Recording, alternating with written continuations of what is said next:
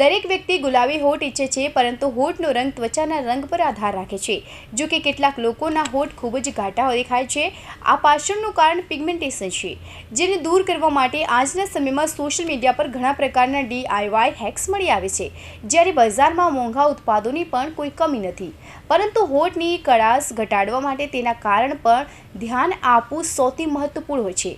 ક્યારેક દિનચર્યાની કેટલીક આદતો પણ હોઠની કળાશનું કારણ બની શકે છે. હોઠને નરમ અને ગુલાબી રાખવા માટે યોગ્ય કાળજી લેવી જરૂરી છે.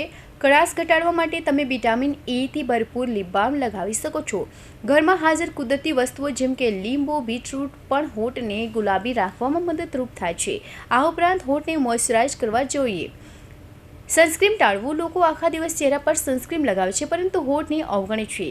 તડકામાં બહાર જતા પહેલા સનસ્ક્રીન બામ લગાવવું જોઈએ, નહીં તો યુવી કિરણને કારણે હોઠ પણ પિગમેન્ટેશન વધે છે.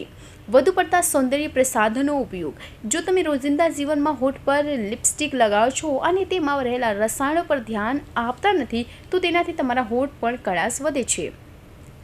ધૂમ્રપાન કરવાની આદત. જો તમે પણ એવા લોકોમાંથી એક છો જેમને ધૂમ્રપાન કરવાની આદત છે, તો તેના કારણે તમારા હોઠ પર પિગમેન્ટેશન થઈ શકે છે અને તે ખૂબ જ કાળા થવા લાગે છે.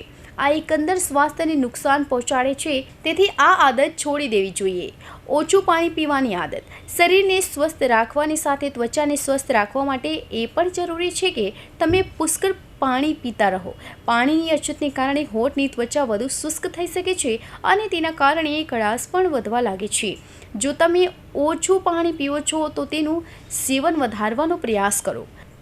ખરાબ ખાવાની આદતો. દિવસની દિનચર્યા યોગ્ય રીતે ન રાખવી, જેમ કે ખરાબ ખાવાની આદતોને કારણે પોષક તત્વોનો અભાવ પણ ત્વચા પર અસર કરે છે અને હોઠની ત્વચા શુષ્ક તેમજ કાળી પણ થઈ શકે છે. Bureau report, Hind TV news, Surat.